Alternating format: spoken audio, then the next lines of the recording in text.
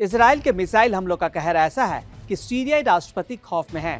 Drone attack, ballistic missile हमलों की डर से सीरिया के राष्ट्रपति अहमद अल शरा और रक्षा मंत्री के परिवार सहित राजधानी दमिश्क छोड़कर भागने की खबर है।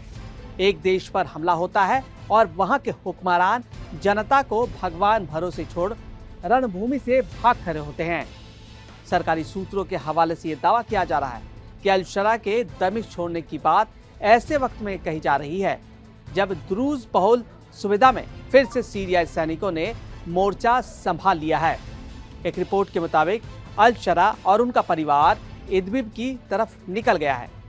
सीरिया का इदबिब शहर तुर्की सीमा के बेहद करीब है।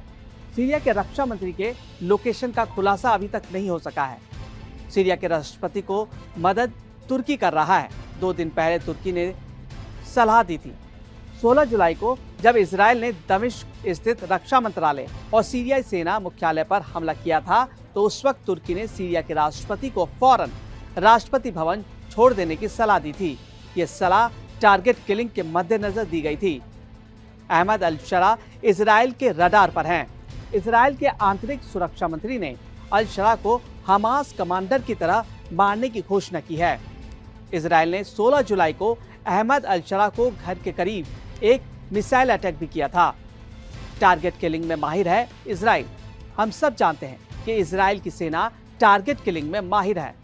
इजरायली सेना पिछले 1 साल में हिजबुल्लाह हमास के टॉप कमांडर समेत ईरान के 1 दर्जन परमाणु वैज्ञानिक और कई बड़े अफसरों की हत्या कर चुका है।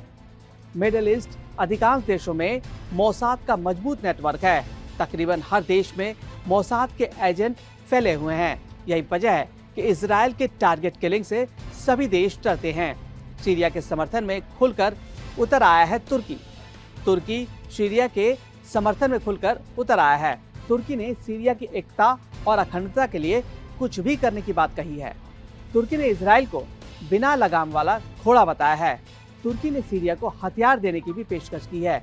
तुर्की शुरू से ही अल शरा के समर्थन में खड़ा है। सीरिया के राष्ट्रपति अल शरा को तुर्की राष्ट्रपति एर्दोगन का करीबी माना जाता है। हाल ही में एर्दोगन ने सीरिया राष्ट्रपति को अमेरिकी टेरर लिस्ट से हटाने में बड़ी भूमिका निभाई थी।